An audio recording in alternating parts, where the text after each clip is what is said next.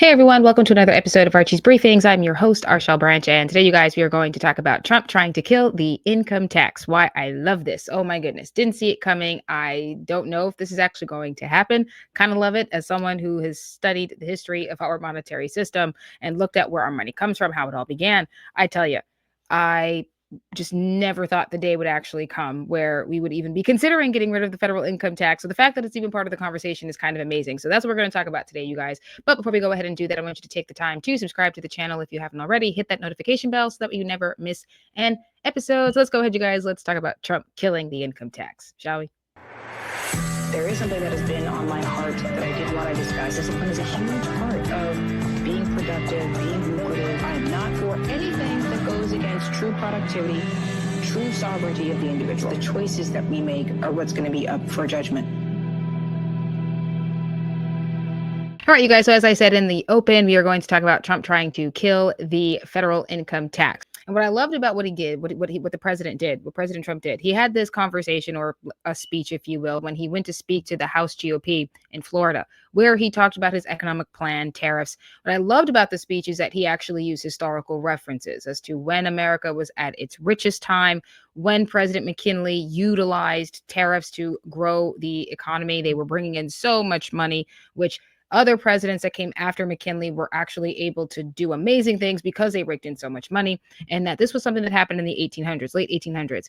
And it wasn't until the 1900s that we saw the federal income tax. Now, I am going to show you guys a clip of that today. Not the whole thing. I do recommend you guys go and watch, because if you're interested in the economic plan for the United States and the vision of MAGA and America First, definitely go ahead and watch it. He talks about how he's going to utilize the Congress and the Senate to work together to solve these problems, economically speaking. Now, to speak specifically to the income tax. Now, you guys know me. I've done videos about this. When I talked about the history of central bankers, the history of our money, I got issues with them, okay? We have a historical beef with centralized bankers. And the problem that I have, particularly with the one that we have today, Federal Reserve Bank, they've been around for 100 years, over 100 years, okay? The creature from Jekyll Island, that is what they are called. And we managed to go on with our lives. That's the genius of enslaving a people with the money. Okay, that's the golden rule. He who controls all the money makes all the rules. He who controls all the gold is actually what it is. He who controls all of the gold makes all of the rules. And that has been the case with the Federal Reserve for over 100 years now. And in my opinion, I could be wrong, but in my opinion, I believe after doing the research that the federal income tax was just a way to pay off the debt. This money is not ours. It is the federal government. It is the Federal Reserve's money, okay? Congress back in those days in the 1900s decided to give the responsibility of our money to this entity that doesn't really give two craps about us. I find the entity itself to be immoral. I don't like the idea that they have control over the money. And the federal income tax, which was passed in the same bill of the Federal Reserve Act, okay, the same year that they passed the Federal Reserve Act, they passed the federal income tax brought to us by President Woodrow Wilson, a Democrat, I might add. So don't tell me, just side note, you guys, you're just not going to convince me that Democrats historically are not problematic. They were the history, they were the party of slavery, and they are also the party of financial slavery. So just don't try to convince me otherwise. You can get in the comments if you disagree with that, but I'm telling you now, okay, it was the Democrats that brought this to us, and that has enslaved an entire nation. And I do think it's going to be some problems for the central bankers. I don't think that they're going to like this at all, because this is us trying to find a way to fight back against their power, because these last over 100 years that this has not been the best deal for the United States citizens. We're dead! We're survived by we're dead! And so, because it's not the best thing for us, I would say that when you look at the history of our problems and the monetary system of our problems, from the Depression to the economic crash that we saw in 2009, I mean, every economic crisis that we have seen in the United States, I equate all the way back to the centralized bankers. Now, of course, getting rid of the federal income tax is not getting rid of the Federal Reserve Bank. However, I do think it is a good cut to their way of doing things. Well, how do they get their power? How do they get their money? How do we pay down the debt, that is, if you would say, without taxing the hell out of the citizens? That's really the question. But I absolutely love that President Trump is trying to do this. So without further ado, let's go ahead and let's run that clip, shall we? Because, oh my goodness. Okay, guys, so this is the clip here. It is, I'm not showing the whole thing. Obviously, I'm only showing a clip for you guys. If you guys want to watch the whole thing, you guys know where to find that. So I'm going to go ahead. I'm going to push play on this. Let's watch it together. Going to establish we're going to establish a very fair system where money is going to come into our coffers and America is going to be very rich again, and it's going to happen very quickly. It's time for the United States to return to the system that made us richer and more powerful than ever before. You know, the United States in 1870 to 1913, all tariffs, and that was the richest period in the history of the United States. Okay, so now before I let him go on, I just want to say, look at the timing, okay? As we said earlier, 1870 to 1913. What happened in 1913? The federal government passed into law, okay, the Federal Reserve Act and the federal income taxes. Prior to that, we were focusing on tariffs, and America raked in a lot of money from other countries without having to tax its citizens, at least not with the income tax. So again, very sinister in my opinion. I think that income tax is just, it's all wrong. And I think we've been living with this for so many years, obviously over 100 years at this point, that we don't know how our country could be earning very well and being prosperous without taxing the heck out of the citizens. I'm going to let him finish. Relatively speaking, in other words, relatively. And they set up the Great Tariff Commission of 1887.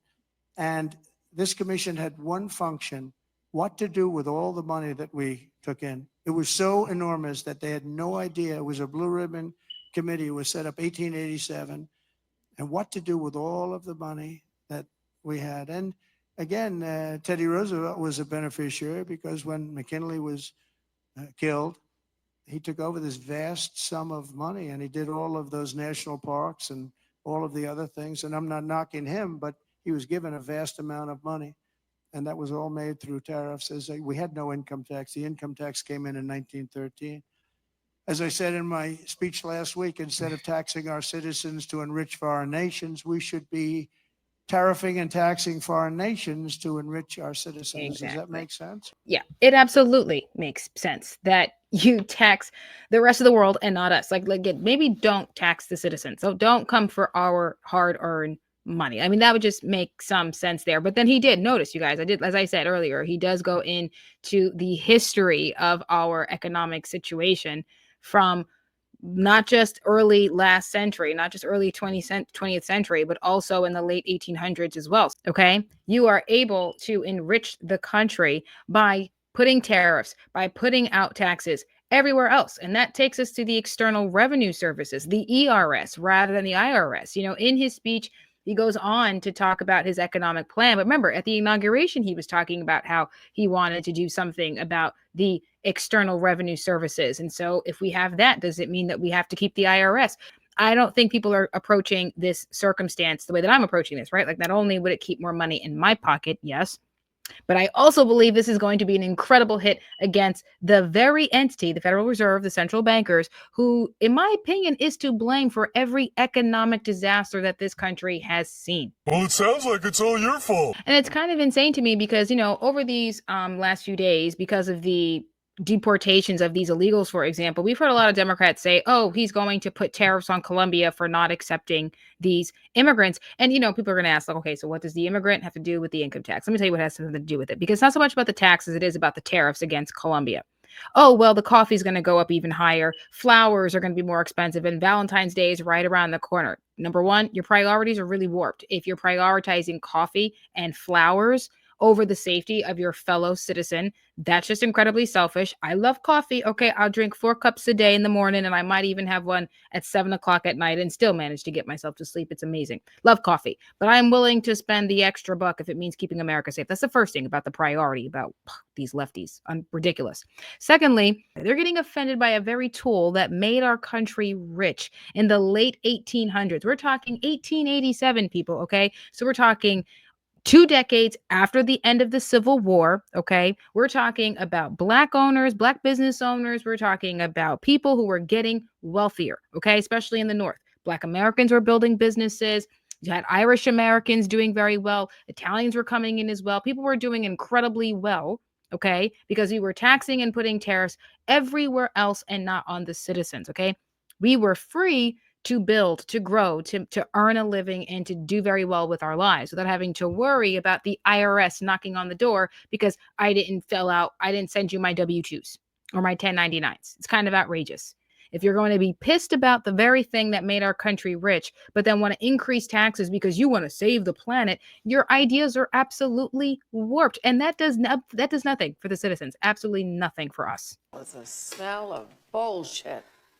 Why is this a good thing? First of all, it's our history that we didn't have this, okay? This didn't come until 1913. So that would mean for years, since the 1700s onward up until 1913, over 100 years of no federal income taxes coming from the federal government, okay? You did not have to worry about the government going into your hard-earned money and taking it from you without your permission. And we found ways to justify this, right? Oh, well, I get roads, schools are paid for. This is an amazing thing, because, right, how are they going to solve problems if they don't tax their citizens?